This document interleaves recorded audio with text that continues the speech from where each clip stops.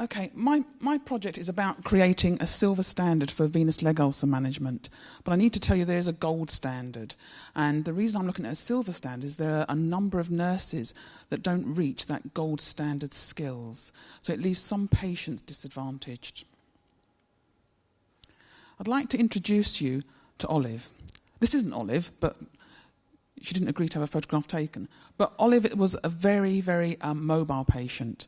She was able to walk, go out for lunch. She was independent, self-caring, a very happy lady. But she developed an ulcer on her leg, which was the size of a penny. Now look away if you're a bit squeamish, because what happened to this small penny wound turned to a rather large one over a period of 12 months. Olive actually visited the GP surgery, and she was seen by nurses on a regular basis. But unfortunately, because they weren't skilled to gold standard, all they did was apply a dressing. Now, those of you that know, dressings don't heal wounds. So to continue with dressings and keep changing them, it wasn't actually helping the ulcer itself. This is a venous leg ulcer, and they hadn't discovered what was causing this particular wound. Unfortunately for Olive, it caused her an awful lot of pain over the 12 months she had this leg ulcer, and she had recurrent infections and had to take many antibiotics. And whereas she was this very independent lady, it became a time where she wouldn't get on the bus because someone on the bus had noticed the smell. So she felt she couldn't do that anymore. She went shopping, and people noticed she was wearing bandages, the smell and exudate that was actually leaking from this wound. So she stopped going shopping. She stopped going to lunch with her friends, and the ulcer also affected her mobility, which meant she then had to walk with a stick. So she became very isolated and probably very, very depressed. And for me, I want to know why. Why did we allow this to happen from a wound that was a penny, size of a penny, to that horrible picture we just saw? And when I looked and looked at the services that at her GP surgery, I found out there was no investment in wound management. And this is usually because of the no financial incentives. Unfortunately, on the quality outcome frameworks that the GPs have, wound care is not included. So these patients are already at a disadvantage straight away because there is no investment. Also, there's a lot of time constraints in a GP surgery. The nurses often only have 10 or 20-minute appointments, and they're expected to do wound care within that time frame, and often wounds take an awful lot longer. There was no training opportunities because they didn't recognise wound care being a real problem, and there's also no funding put aside for these nurses to access any training that would actually improve their wound care service.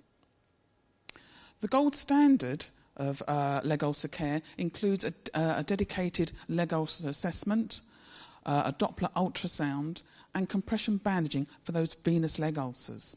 So these are the skills that practice nurses weren't attaining. It's not every practice nurse. There's just, I think there's about a third of surgeries in my area that don't do gold standard. This little machine, the Doppler ultrasound, is part of the problem. Because it's seen as the gold standard to do a Doppler ultrasound, there's a bit of an excuse saying, well, if a patient turns up with a leg ulcer, I can't do a Doppler ultrasound, therefore I can't do leg ulcer care. And I want to say, stop right there. It's not about what you can't do, it's about what you can do. And we need to look at these nurses who have very heightened skills and say, what is it you can do? Because you can do something.